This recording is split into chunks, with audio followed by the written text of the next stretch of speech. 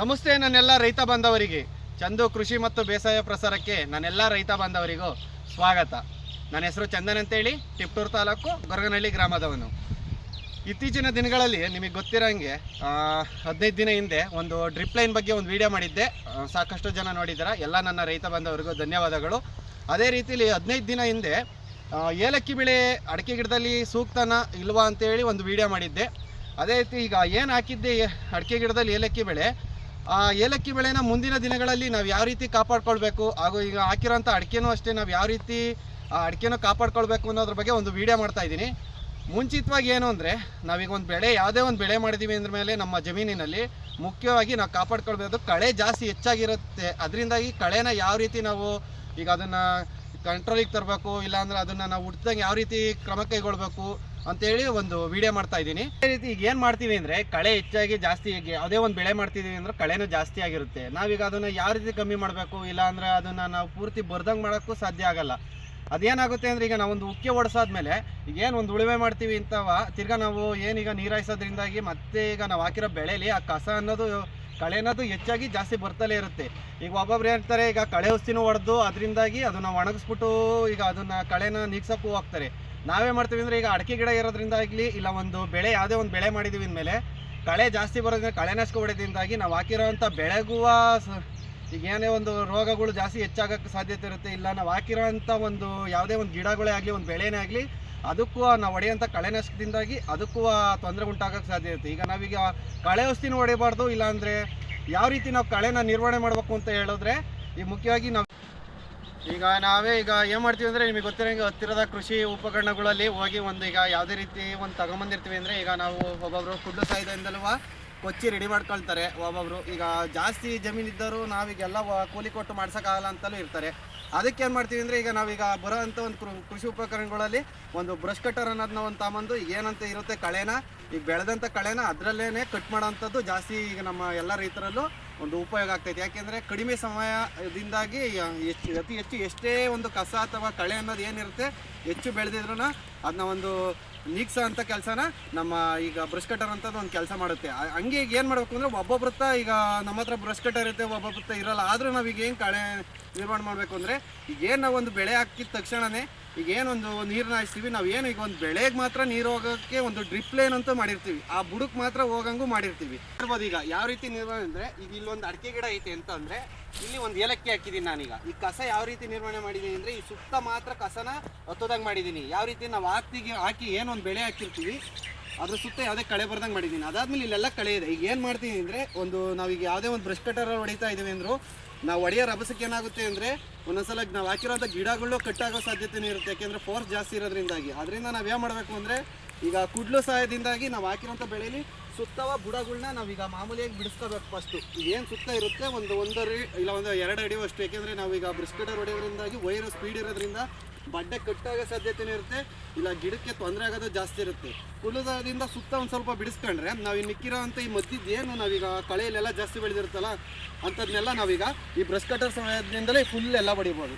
ಈಗ ಇದೇನೀಗ ಚಿಕ್ಕ ಗಿಡ ಇರುತ್ತೆ, ನಾವೀಗೇನೀಗ ನಾವು ಬ್ರಷ್ ಕಟ್ಟರ್ ಹೊಡೆದ್ರೂ ಇಂಥ ಚಿಕ್ಕ ಗಿಡ ಏನಾಗುತ್ತೆ ಅಂದರೆ, ನಾವು ಹೊಡೆಯೋ ಫೋರ್ಸಲ್ಲಿ ಏನಾಗುತ್ತೆ ಅಂದರೆ ಇದೇ ಕಟ್ಟೆ ಆಗೋಗ್ಬಿಡುತ್ತೆ. ನಾವು ಬೆಳೆದಿರೋ ಬೆಳೆ ಅಂಥದ್ದು ಇಲ್ಲೇ ನಷ್ಟ ಆಗೋದು ಸಾಧ್ಯತೆ ಜಾಸ್ತಿ ಇರುತ್ತೆ. ಅದರಿಂದಾಗಿ ಏನಾಗುತ್ತೆ ಅಂದರೆ, ಈ ಕುಡ್ಗಳು ಇಲ್ಲ ಕುಡ್ಲಿಂದ ಏನಾಗುತ್ತೆ ಅಂದರೆ, ನಾವು ಈ ಬುಡ ಸುತ್ತ ಫಸ್ಟು ಕುಯ್ಕೋಬೇಕು. ಪ್ರತಿಯೊಂದು ಬುಡದಲ್ಲೂ ಕುಯ್ಕೊಂಡ್ರೆ ಈಗ ಏನು ಈ ಕಡೆ ದಡ ಎಲ್ಲ ಉಳ್ಕೊಳುತ್ತೋ ಅದರಲ್ಲಿ ಬ್ರಷ್ ಕಟ್ಟರ್ ಹೊಡೆದ್ರೆ ಇಲ್ಲಿರೋಂಥ ಕಸನೂ ಅಚ್ಚುಕಟ್ಟಾಗುತ್ತೆ. ಅದೇ ರೀತಿ ಕಳೆ ಅನ್ನೋದು ಏನಿರುತ್ತೆ ಇದ್ರದ್ದು ಏನು ಗೊಬ್ಬರ ಅನ್ನೋದು ಅದೇ ಎಲ್ಲ ಇಲ್ಲೇ ಬಿದ್ದಿರ್ತಲ್ಲ, ಅದರಿಂದಲಾಗಿ ಗೊಬ್ಬರ ಅನ್ನೋದು ಅದರಲ್ಲೇ ಉತ್ಪತ್ತಿನೂ ಆಗುತ್ತೆ. ಯಾವುದೇ ನಾವೀಗ ಒಂದು ಬ್ರಷ್ ಕಟ್ಟರ್ ಹೊಡಿತೀವಿ ಅಂದರೂ ಯಾವುದೇ ವ್ಯಕ್ತಿ ಆಗಲಿ ಹೊಡಿಲಿ, ಒಬ್ಬ ಅನುಭವ ಎಷ್ಟೇ ಇದ್ರೂ ನಾವು ಈಗ ಹೊಡಿಬೇಕಾದ್ರೆ ಏನೇ ಅಂದರೆ ಬುಡಕ್ಕೆ ಒಂದು ಸ್ವಲ್ಪ ತಗ್ಲಿದ್ರೆ ಏನಾಗುತ್ತೆ ಅಂದರೆ ಕಟ್ಟಾಗೋ ಸಾಧ್ಯತೆಯೇ ಇರುತ್ತೆ. ಯಾಕೆಂದರೆ ಈಗ ಅಡಿಕೆ ಗಿಡ ಸ್ವಲ್ಪ ದಪ್ಪ ಇರೋದ್ರಿಂದಾಗಿ ಸ್ವಲ್ಪ ತರಚ್ಕೋಬೋದು ಅಷ್ಟೇ. ಏನು ನಾವು ಏಲಕ್ಕಿ ಮಧ್ಯದಲ್ಲಿ ಹಾಕ್ತೀವಿ ಇರೋದೇ ಕಂದು ಇಷ್ಟಿದ್ದಾವೆ, ಹೊಡಿತಿದಂಗೆ ಪಟ್ಟನಾಗ ಅದು ಮುರಿದೇ ಹೋಗುತ್ತೆ. ಅದರಿಂದಾಗಿ ಅದಕ್ಕೋಸ್ಕರನೇ ನಾವು ಏನು ಮಾಡ್ತೀವಿ ಅಂದರೆ, ಅರ್ಧ ಅಡಿ 1 ಅಡಿ ಬಿಟ್ಬಿಟ್ಟು ಮುಂದಕ್ಕೆ ಹೊಡಿತಾ ಇರೋಂಥದ್ದು.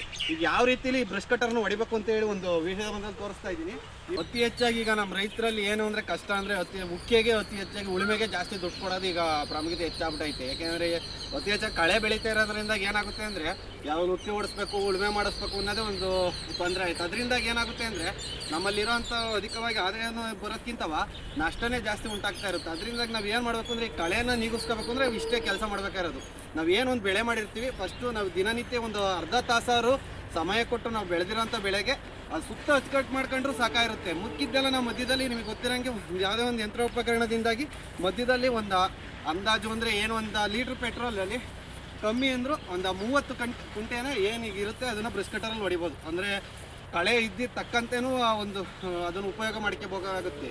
ಹೀಗೆ ಈಗ ನೋಡ್ತಾ ಇರ್ಬೋದು ನೀವು. ಈಗ ಏನು ಈ ಬೈಲಲ್ಲಿ ಇಷ್ಟು ಕಸ ಬೆಳೆದಿದ್ರು ನಾವು ಬುಡ ಎಲ್ಲ ನಾವು ಕೈಲಿ ಅಚ್ಚುಕಟ್ಟು ಮಾಡ್ಕೊಂಬಿಟ್ಟು ಈಗ ಅದೇನು ಯಂತ್ರ ಇರುತ್ತೋ ಆ ಬ್ರಷ್ ಕಟ್ಟರಲ್ಲಿ ಇದನ್ನೆಲ್ಲ ಸಂರಕ್ಷಿಸ್ಕೋಬೇಕು. ಯಾಕೆ ಅಂದರೆ ಮುಖ್ಯವಾಗಿ ನಾವು 2 ಬೆಳೆ ಬೆಳೆದಿರೋದ್ರಿಂದಾಗಿ ಕಸ ಜಾಸ್ತಿ ಆದಷ್ಟು ಏನಾಗುತ್ತೆ ಅಂದರೆ ನಾವು ಹಾಕಿರೋಂಥ ಬೆಳೆಗೆ ಇಳುವರಿನೂ ಕಮ್ಮಿ ಆಗುತ್ತೆ.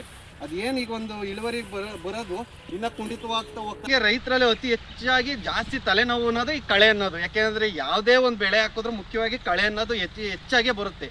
ಯಾವುದೇ ಕಾರಣಕ್ಕೂ ಅದು ನಾವು ಯಾವುದೇ ರೀತಿಲಿ ಕಡಿಮೆ ಮಾಡೋಕ್ಕೂ ಸಾಧ್ಯ ಆಗಲ್ಲ. ಇಲ್ಲ ಅತ್ತಾಗಿ ಕಡಿಮೆ ಮಾಡ್ಬೋದು ಅಂದರೆ ಅತಿ ಹೆಚ್ಚಾಗಿ ಉಳುಮೆನೂ ಮಾಡಿರಬೇಕು. ಹಾಗೂ ಸುತ್ತಮುತ್ತ ನಾವೇನೀಗ ನಮ್ಮ ಜಮೀನು ಸುತ್ತಮುತ್ತ ಯಾವುದೇ ಒಂದು ಕಳೆ ಗಿಡಗಳಾಗಿರ್ತವೆ, ಇಲ್ಲ ಒಂದು ಕಾಂಗ್ರೆಸ್ ಗಿಡನೇ ಆಗಿರ್ಬೋದು, ಪ್ರತಿಯೊಂದು ಕಳೆ ಗಿಡಗಳನ್ನ ನಾವು ಅಲ್ಲಿರೋದನ್ನು ಸ್ವಲ್ಪ ಅಚ್ಚುಕಟ್ಟು ಮಾಡ್ಕೊಳ್ಳೋದು ಸೂಕ್ತ ಆಗುತ್ತೆ. ಯಾಕೆ ಅಂದರೆ ಅಲ್ಲಿರೋಂಥ ಅದು ಹೂವು ಆಗಿರ್ಬೋದು ಇಲ್ಲ ಬೀಜ ಆಗಿರೋದು ಏನಾಗುತ್ತೆ ಅಂದರೆ ಮತ್ತೆ ಬಂದು ನಮ್ಮ ಜಮೀನಲ್ಲಿ ಬಿದ್ದಾಗ ನಾವೇನು ನೀರು ಹಾಯಿಸ್ತೀವೋ ಅವಾಗ ಮತ್ತೆ ಅದು ಚಿಗುರು ಹೊಡೆದು ಮತ್ತೆ ಅದು ಕಸ ಅನ್ನೋದು ಜಾಸ್ತಿ ಅತಿ ಹೆಚ್ಚಾಗಿ ಬೆಳೆಯುತ್ತೆ. ಅದರಿಂದಾಗಿ ಯಾವುದೇ ರೀತಿ ಕಡಿಮೆ ಮಾಡಬೇಕು ಅಂದರೆ ಈಗ ಅತಿ ಉತ್ತಮವಾಗಿ ಯಾವ್ದು ಹೇಳಬೇಕು ಅಂದರೆ ಮುಖ್ಯವಾಗಿ ಇದೆ. ಏನೇ ಅಂದರೂ ಒಂದು ಕಳೆ ಬಂದು ಅಂದರೆ ನಮ್ಮ ಕೈಯಿಂದಲೇ ನಾವು ಅದನ್ನು ರಕ್ಷಿಸ್ಕೊಂಡು ಈಗ ನಾವು ಹೇಳ್ದಂಗೆ ಬ್ರಷ್ ಕಟರ್ ತಗೊಂಡು ಈಗ ಏನು ಕಸ ಅನ್ನೋದು ಎಲ್ಲ ಬೆಳೆಯಲ್ಲೂ ಬರ್ತಾ ಇರುತ್ತೋ ಅದನ್ನೆಲ್ಲವ ನಾವು ಅಚ್ಚುಕಟ್ಟು ಮಾಡ್ಕೊಂಡು ಒಂದು ಸೂಕ್ತ ಆಯ್ತು. ಈಗ ನೀವು ನೋಡ್ತಾ ಇರ್ಬೋದು ಈಗ ಏನು ನಾವೀಗ ಅಡಿಕೆ ಗಿಡ ಹಾಕಿದೀವ ಅದು ಪ್ರತಿಯೊಂದು ಬುಡದಲ್ವ ನೀವೇ ನೋಡ್ತಾ ಇರ್ಬೋದು. ನೋಡಿರಿ ಈಗ ನಾವೆಲ್ಲ ಇದು ಕುಡ್ಲು ಸಹಾಯದಿಂದ ಈಗ ಏನು ಮಾಡಿದ್ವಿ ಅಂದರೆ ಕುಡ್ಲಲ್ಲಿ ಎಲ್ಲ ನಾವು ಈಗ ಬಿಡಿಸಿರೋದು ಫಸ್ಟು. ಈಗ ಏನು ಮಾಡ್ತೀವಿ ಕುಡ್ಲಿಂದ ಎಲ್ಲದ್ರಲ್ಲಿ ಬುಡದಲ್ಲೂ ಫಸ್ಟು ಕ್ಲೀನ್ ಮಾಡ್ಕೊಂಡು ಒಂದು ಅರ್ಧ ಅಡಿನ ಆಮೇಲೆ ಈಗ ಬ್ರಷ್ ಕಟ್ಟರಲ್ಲಿ ಏನಿರುತ್ತೋ ಅದರಲ್ಲಿ ಎಲ್ಲ ಹೊಡೆಯೋದು. ಯಾಕೆಂದರೆ ನಾವು ಹೊಡೆದಿರೋಂಥ ಏನು ಅದು ಕಳೆ ಆಗಲಿ ಅದ್ರ ಏನು ಒಣಗಿರೋದೆಲ್ಲ ಹೋಗಿ ಮತ್ತೆ ಅದು ಬುಡಕ್ಕೆ ಬೀಳೋದ್ರಿಂದ ಅದು ಒಂಚೂರು ಗೊಬ್ಬರ ಆಗೋದ್ರಿಂದಾಗಿ ಗಿಡನೂ ಅದು ಅತಿ ಹೆಚ್ಚು ಫಲವತ್ತತೆ ಆಗುತ್ತೆ. ಅದರಿಂದಾಗಿ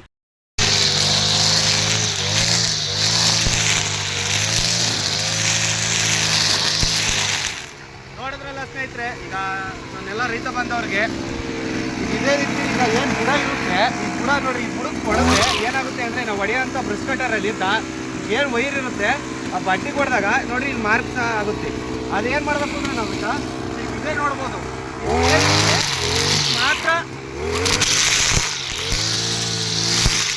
ಮಾತ್ರ ಹೊಡಿಬೇಕು. ಯಾಕೆಂದರೆ ಈಗ ಇಲ್ಲಿರೋದನ್ನ ನಾವು ಬೇಕಾದ್ರೆ ಕುಡ್ಲು ಸಹಾಯದಿಂದಲೂ ಬೇಕಾದ್ರೆ ಈಗ ಕೊಚ್ಕೊಂಡು ರೆಡಿ ಮಾಡ್ಕೊಬೋದು. ಒಂದು ಗಿಡಕ್ಕೆ ಈಗ ಹಾನಿ ಉಂಟಾದ್ರೆ ಏನಾಗುತ್ತೆ ಅಂದರೆ ತೊಂದರೆ ಆಗೋದ್ರಿಂದ ಮುಂದಿನ ದಿನಗಳಲ್ಲಿ ಅದ್ರ ಕಷ್ಟ ನಾವು ಏನು ಅಂತ ನೋಡ್ಬೇಕಾಗತ್ತೆ. ಅದೇ ಈಗ ನಾವು ಏನೀಗ ಮತ್ತಿಗೆ ಮಾತ್ರನೇ ಈ ಸಾಲುಗಳಲ್ಲಿ ಏನಿರುತ್ತೋ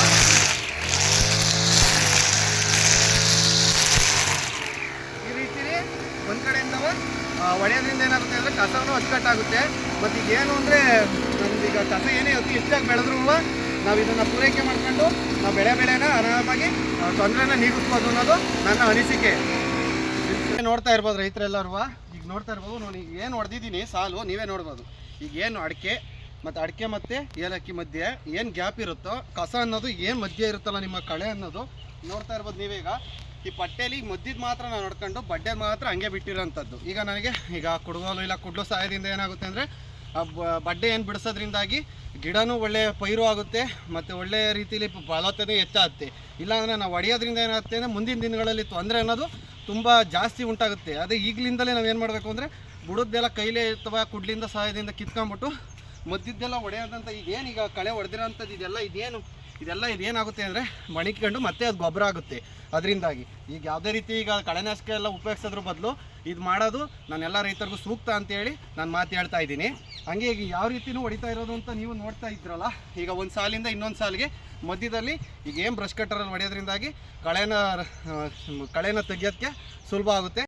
ನೋಡ್ತಾ ಇರ್ಬೋದು ಈಗ ನಾನೆಲ್ಲ ರೈತ ಬಂದವರು ಯಾವ ರೀತಿಲಿ ಬ್ರಷ್ ಕಟ್ಟರ್ ಹೊಡೆದಿರೋಂಥದ್ದು ಯಾವ ರೀತಿಲಿ ಈಗೆಲ್ಲ ನೀಟಾಗಿರೋಂಥದ್ದು ನೋಡ್ತಾ ಇರ್ಬೋದು. ಇಷ್ಟು ಕಸ ಇದ್ರೇನು ಯಾವುದೇ ರೀತಿ ತೊಂದರೆ ಏನಾಗಲ್ಲ. ಕಸ ಏನು ಇಲ್ಲೂ ಇಲ್ಲ, ಇರೋವಂಥದ್ದೆಲ್ಲ ಬ್ರಷ್ ಕಟರ್ನಲ್ಲಿ ಎಲ್ಲ ಹೊಡೆದಿರೋಂಥದ್ದು ನೋಡ್ತಾ ಇರ್ಬೋದು.